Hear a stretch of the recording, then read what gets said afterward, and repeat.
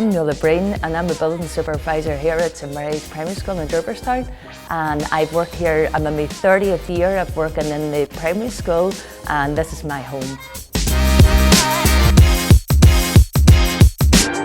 Nula's our building supervisor, and she's an incredibly busy role within that remit, but she does so much more.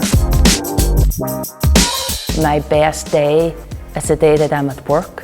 Having just an active day and taking part in a run or a cycle.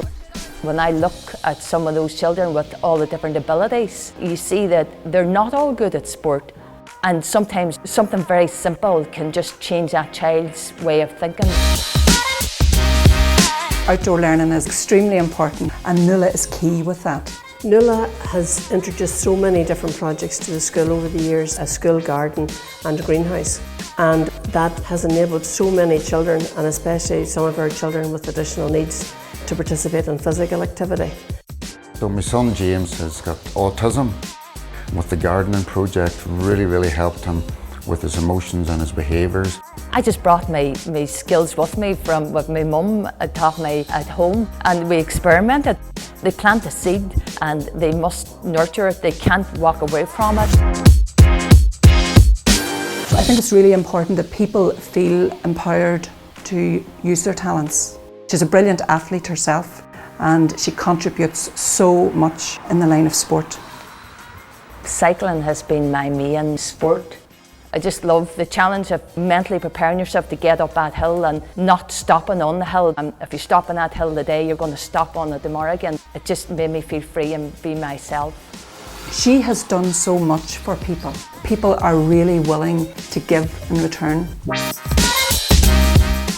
Michael has always had a great relationship with Nula, but when Michael was in primary 3, he was in a car accident which affected his neck.